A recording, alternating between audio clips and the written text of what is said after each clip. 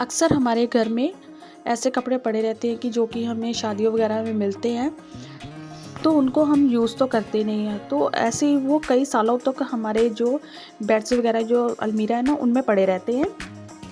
तो सबसे पहले मैंने पैंट के फैब्रिक को जो है वो पहले डबल फोल्ड किया है और फिर उसको 4 फोल्ड कर लिया है। तो आपके बॉडी पार्ट का जो भी पार्ट जो है वो सबसे बड़ा होगा ना, उसका आपने मेजरमेंट ले लेना है।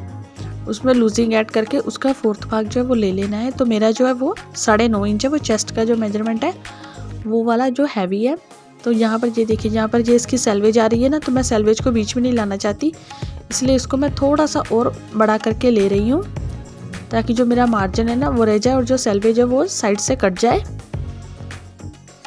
नहीं तो ये बाद में ना खिंचाव आता रहता है। तो यहाँ पर सबसे पहले ऊपर से इसको इक्वल कर लेना है और यहाँ पर इसका तीरा मैंने लिया है 6.5 इंच, 1/2 इंच नीचे डाउन किया है। ये मैं सबसे पहले योक पार्टी बना रही हूँ और यहाँ पर जो आर्म लिए वो 6.5 इंच लिया है और इस तरीके से एक बॉक्स सा बना लेना है। और अब यहाँ पर जितनी भी योक पार्ट की लेंथ है वो मैंने लेनी है 14 इंच, तो 1 इंच मैंने एक्स्ट्रा लिया है क्योंकि 1/2 इंच ऊपर और नीचे सिलाई मार्जिन में भी जाएगा। तो इस लाइन को भी अब सीधा कर लेना है बिल्कुल। और अब यहाँ से 1.5 इंच एक्स्ट्रा ले लेना है क्योंकि वो मेरा मार्जिन में जाएगा और जो मेरी सेल्वेज है वो भी निकल चुकी है साइड से। यहाँ पर फिटिंग की सिलाई आएगी और अब इसको तो मैंने स्लीवलेस बनाना है ना, तो इसीलिए आप इस तरीके से इसकी जो फ्रंट वाली जो लाइन है ना उसको मत लगाना। जो फ्रंट क्रॉस होता है ना वो नहीं आएगा, सिर्फ बैक क्रॉस ही आएगा। तो ये देखिए इस तरीके से यहाँ पर आर्म होल को शेप देनी है और नेक की विड्थ मैंने रखी है 2.5 इंच और इसकी मैंने लेंथ रखी है 5.5 इंच और यहाँ पर इसका एक बॉक्स सा बना लेना है। और अब यहाँ से आप देखेंगे तो ये 5 इंच के करीब आ रही है और तिरछा करके देखेंगे तो 5.5 इंच है। आपने जैसे भी अपना मेजरमेंट लिया होगा ना, आपने उसी एंगल में ही इंची टेप को रखना है और यहाँ पर इसकी राउंड वी में इसकी शेप दे देनी है। और यहाँ पर आपने जब इसका बैक नेक कट करना है ना, तो वो मैं ले रही हूँ 1 इंच पर और इस तरीके से आप इसको राउंड में शेप दे दीजिएगा। मैंने आपको यहीं पर ही मार्किंग बता दी है क्योंकि बुकरम के ऊपर ना जो पेस्टिंग पेपर होता है उसके ऊपर मैं डायरेक्टली कट कर दूंगी, ठीक है। तो अब इसकी मार्किंग के अकॉर्डिंग इसको कट कर लेना है। अभी फ़िलहाल मैंने नेक को कट नहीं किया क्योंकि वो मैं पेस्टिंग के ऊपर ही कट करूँगी। और यहाँ पर जो हमारी मार्किंग है ना, वहाँ पर मैंने छोटे छोटे 2 नोचेस लगा लिए हैं और अब दूसरी साइड पर भी ये नोचेस हमें दिख रहे होंगे, एक ये वाला है और दूसरा यहाँ पर है। और अब इसको भी आपस में मिला देना है। तो हमारा जो योक पार्ट है वो तो रेडी हो चुका है। अब ये जो नीचे का पार्ट बचा है ना, इसकी हमने इस तरीके से ऐसे ही ले लेना है। तो ऊपर का जो योक पार्ट है वो तो 14 इंच रेडी आएगा ना, तो अब नीचे टोटल जितनी लेंथ लेनी है आपने वो ले लेनी है। जैसे मैंने लेनी है 41 इंच, ठीक है। तो उसमें मैं 1 इंच एक्स्ट्रा ऐड कर रही हूँ क्योंकि 1/2 इंच नीचे फोल्डिंग में भी जाएगा और 1/2 इंच ऊपर जो योक पार्ट को अटैच करना है उसमें भी जाएगा, ठीक है। तो यहाँ पर मैं इसको कट कर दूँगी। तो इस फैब्रिक के ऊपर मैं ना बॉक्स प्लेटेड डालने वाली हूँ क्योंकि ये छोटी बच्ची का ही है। आप चाहे तो नाइफ प्लेटेड भी डाल सकते हैं, कैसे भी जो भी आपको अच्छा लगे ना वैसी वाली आप प्लेट जो है वो डाल सकते हैं। हाँ, या फिर आप इसको अगर ए लाइन बनाना चाहते हैं तो भी आपकी मर्ज़ी है। तो ये देखिए जो मैंने आपको मेजरमेंट बताई थी ना, उसके अकॉर्डिंग मैंने फ्रंट और बैक नेक को जो है कट कर लिया है। और अब यहाँ पर मैंने फ्रंट पार्ट को रखा है, ये मेरी वाली साइड सीधी है और लाइन बनाकर मैंने इसका सेंटर निकाला हुआ है।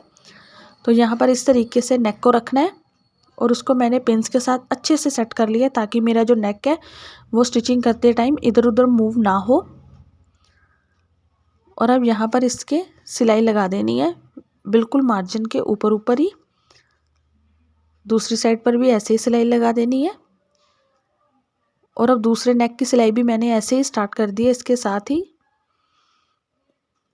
तो ये देखिए यहाँ पर हमारा फ्रंट और बैक जो नेक वो स्टिच हो चुका है। और अब यहाँ पर इसका जो एक्स्ट्रा फैब्रिक है उसको हमने कट कर देना है। यहाँ पर छोटा सा कट लगा देना है सेंटर में, ध्यान रखिए कि सिलाई ना कटे। और हमें अब यहाँ पर किसी और जगह पर कट लगाने की ज़रूरत नहीं है। और अब इस फैब्रिक को अंदर की तरफ फोल्ड करना है जो पेस्टिंग पेपर है, और इसको आयरन से अच्छे से सेट कर देना है। और बैक पार्ट को भी हमने ऐसे ही कट करना है, और यहाँ पर भी छोटे छोटे कट जो है वो लगा देने हैं। यहाँ पर ज़्यादा लगेंगे क्योंकि ये राउंड शेप में है, फ्रंट वाला वी शेप में था ना, इसीलिए उसके ऊपर सिंगल कट ही लगाया उसके कॉर्नर पर बस। तो ये देखिए, इसको फ्रंट और बैक दोनों को मैंने प्रेस के साथ अच्छे से सेट कर दिया है। और अब बैक पार्ट को सीधा रखना है, उसके ऊपर फ्रंट पार्ट को हमने उल्टा करके रख देना है। फैब्रिक थोड़ा सा डार्क कलर का है ना, इसलिए थोड़ा सा देखने में आपको शायद कोई दिक्कत होगी। तो ये देखिए, फ्रंट और जो बैक नेक के है ना बुकरम, उसको हमने फ्रंट नेक के ऊपर पलटी कर देना है इस तरीके से, सिलाई को सिलाई के साथ मिलाते हुए। बैक पार्ट जो है वो फ्लिप होकर फ्रंट पार्ट के ऊपर आएगा, और यहाँ पर हमने शोल्डर जॉइंट कर देने हैं। इससे जो हमारे कंधे जो है ना साइड से कभी कभी बाहर आते हैं वो बिल्कुल नहीं आएंगे, और प्रॉपर फिनिशिंग के साथ रेडी होंगे।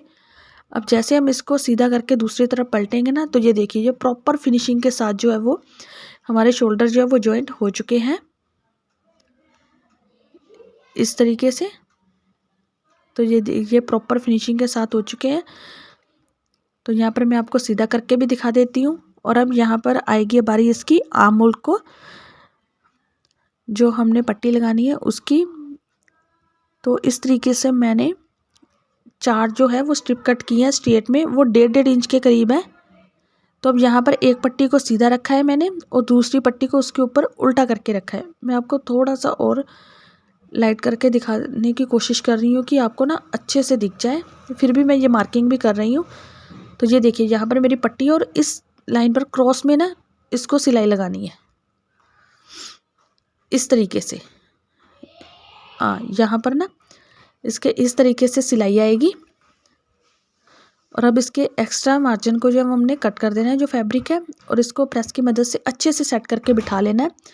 और अब इसको डबल फोल्ड करना है, और फिर से उसके ऊपर जो हमने प्रेस लगाकर इसको सेट कर लिया है, और अब आर्म होल जो है उसको रखना है उसके ऊपर इस, और ये पट्टी को रख देना है। जो कमीज़ है ना, योक पार्ट जो है उसको मैंने सीधा रखा हुआ है, ये आप ध्यान दीजिएगा।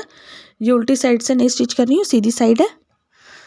तो एक पैर का मार्जिन देते हुए ना इसके पूरे में हमने जो है सिलाई लगा लेनी है बड़े ध्यान से।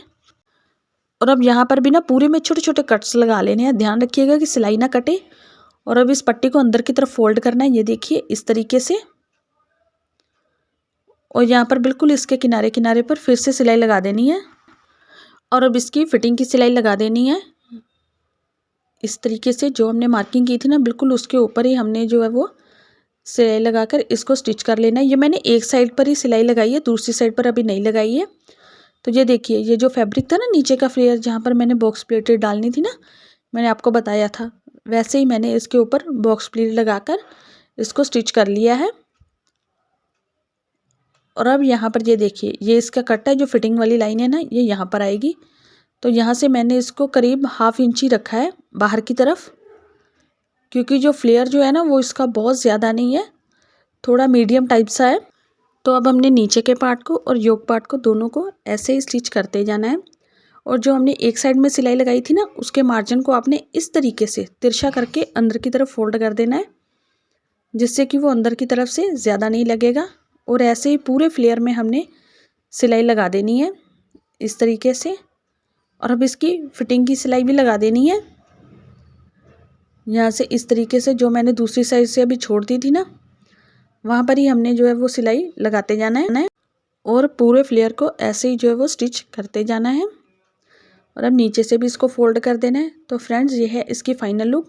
इसके पीछे मैंने हुक भी लगानी थी, लेकिन मेरे माइंड से स्लिप हो गया था, इसलिए मैंने फिर से इसमें छोटा सा फैब्रिक अटैच करके इसमें हुक भी लगा दी है। और ये इसका कुछ फाइनल लुक है। और इसको आप अपनी हाई नेक के नीचे या फिर इस तरीके से शर्ट कॉलर के नीचे इस तरीके से आप वेयर कर सकते हैं।